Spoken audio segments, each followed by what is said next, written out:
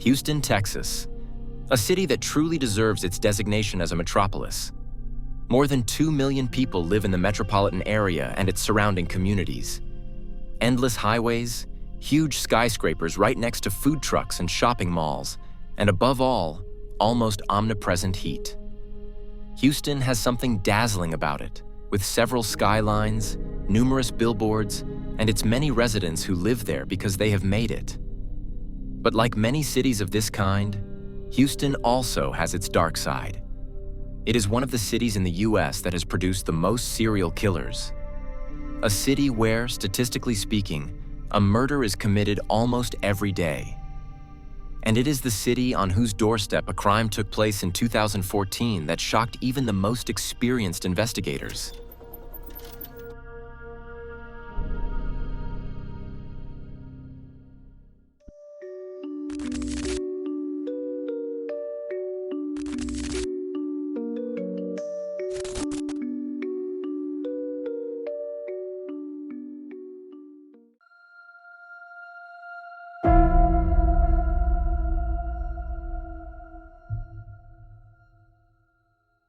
Corriann Cervantes is 15 years old. She lives with her father on the southern outskirts of Houston, Texas. Her father is raising his daughter alone. Corriann's aunt helps him where she can and also has a close relationship with the girl. Basically, Corriann is a normal American teenager. She loves pop music, takes selfies, and goes to church from time to time. But Corriann is 15, a difficult age. We all remember how hard it is to navigate adolescence and come to terms with all the changes. Things can get pretty heated at home with parents. The Cervantes family is no exception. And February 4th, 2014 is one of those days. Valentine's Day is just around the corner, but things are very tense at the Cervantes household. The reason? Corriann has skipped school again, and her father is naturally angry about it. That afternoon, the teenager and her father have an argument. And at some point, Corriann has had enough. She goes outside. She wants to meet up with friends, get some fresh air, and forget about the stress with her father. But instead, everything turns out differently. Corriann will never return home.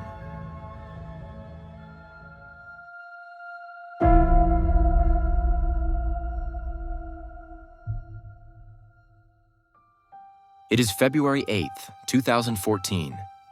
We are in the Base apartment complex in Houston. Many apartment buildings in large American cities have their own doorman, night watchman, or someone else who looks after the residents. At the Base, it's different.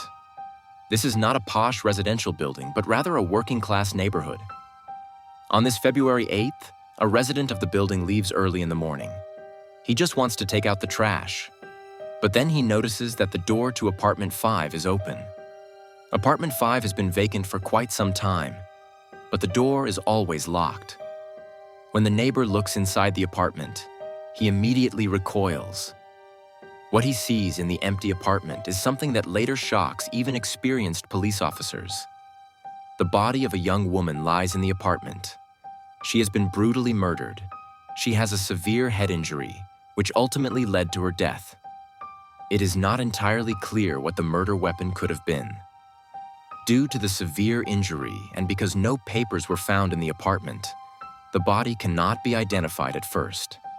Initially, it is assumed that the victim is a Latin American woman in her early 30s. The police who arrive at the scene can only secure the crime scene. Unfortunately, this proves to be difficult. There is so much of the victim's blood scattered around the apartment that the police cannot even secure any usable DNA from the perpetrator.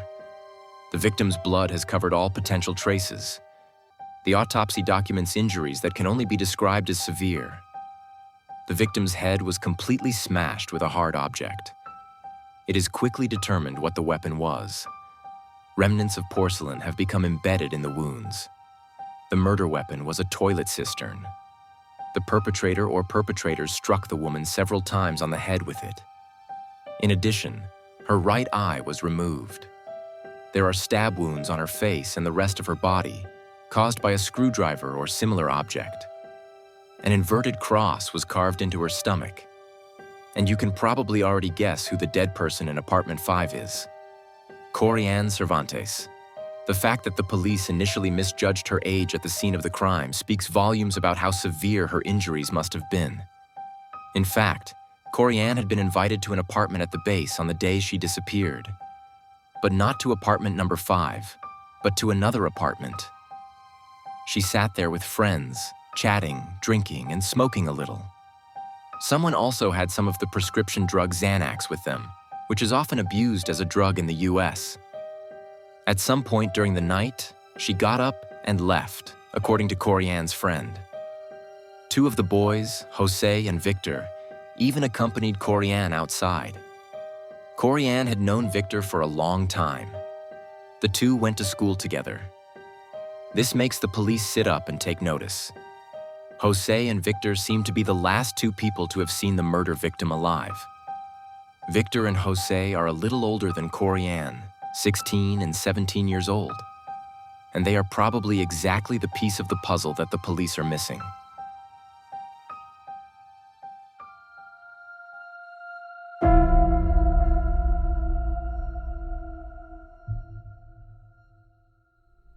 There is a walk-in closet in the apartment where Corriann's body was found.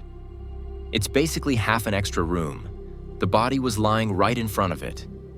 And as the police will discover, there is a specific reason for this. The walk-in closet is where Corriann, Jose, and Victor allegedly had a threesome.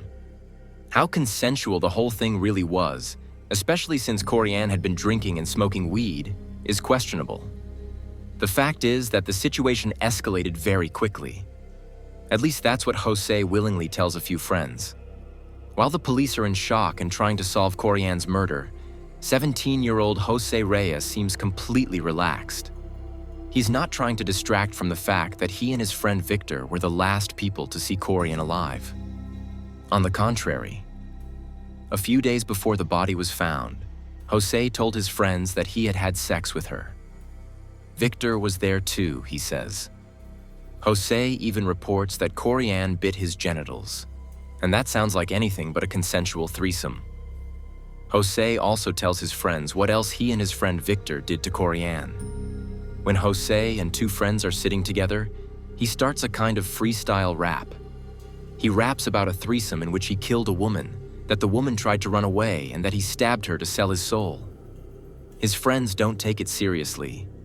The story sounds far too exaggerated to be true. But when Jose tells this story, there is someone present who takes it very seriously. That person is Jose's girlfriend at the time, Agapita Gonzalez. She's only 15 or 16 years old herself and has a child with Jose. She also thinks Jose's story is nonsense at first. But that changes when the media reports on the discovery of a body in the base apartment complex. Agapita puts 2 and 2 together and realizes that Jose's wild stories weren't just tasteless fantasies among friends. They were a confession of murder. Agapita realizes that she has to do something, even though the situation must have been very frightening for her. She remembers a police officer who was very nice to her. He reassured her that she would be fine with school and everything else. Agapita remembers this conversation and decides to confide in this officer. She doesn't have his cell phone number or address, so she sends a private message to the police station where he works on Facebook. Fortunately, he reads the message from Jose's girlfriend promptly. Just a few hours later, thanks to Agapita Gonzalez's courage, an arrest warrant is issued for the 17-year-old. After his arrest, Jose doesn't even try to deny his guilt. Instead, he tells the police something unbelievable. He says he sold his soul to the devil. And by murdering Corriann, he wanted to help his friend Victor do the same. The killing of Corriann was supposed to be a kind of initiation for Victor. Based on this information, Victor is also immediately taken to the police for questioning.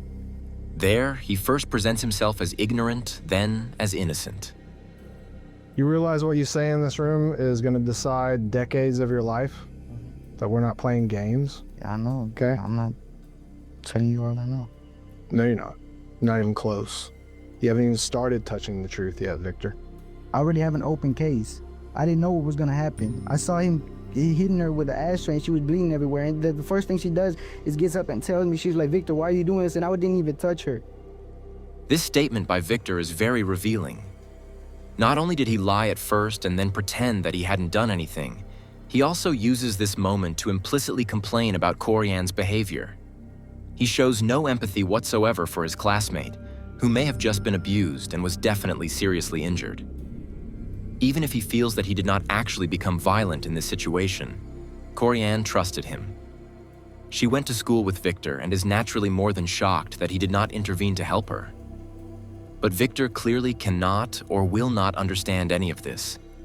At some point during the interrogation, Victor finally admits that he hurt Corriann. He strangled her with a belt. He also leads the police to one of the murder weapons, the screwdriver used to stab Corriann. Victor confesses to throwing it into some bushes after killing the student in order to get rid of it. Ironically, these bushes are located right next to a church. According to the reconstruction of the case, Jose and Victor first hit Corriann on the head with an ashtray and then with the toilet cistern.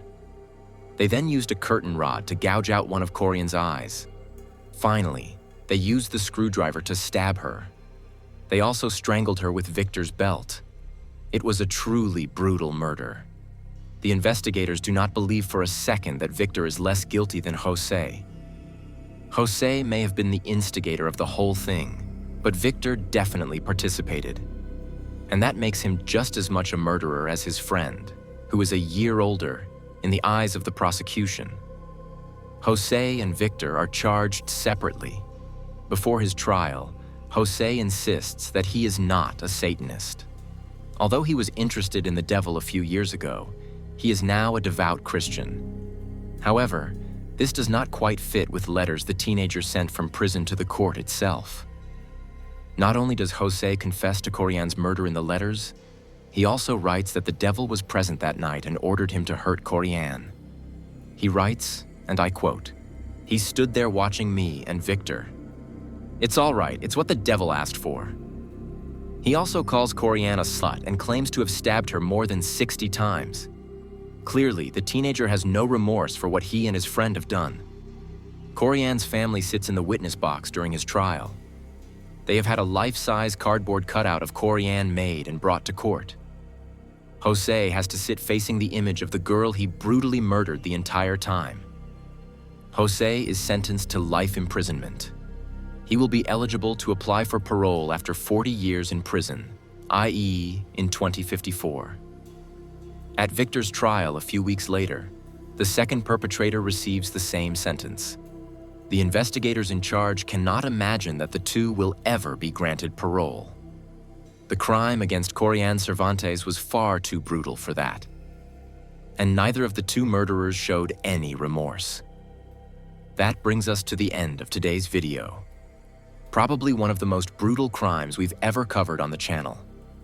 Above all, the attitude of the two perpetrators after the murder is simply incomprehensible. Fortunately, thanks to the courage of Jose's girlfriend, the murder was solved fairly quickly. And somehow also thanks to the police officer with whom she had a good relationship. If there had not been this sympathy between her and the police officer, it might have taken even longer for the police to arrest Jose.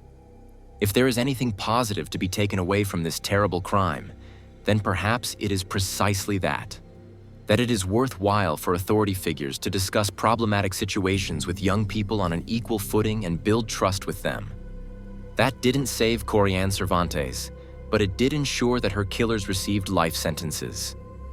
If you found the case interesting, please let me know with a like or a comment.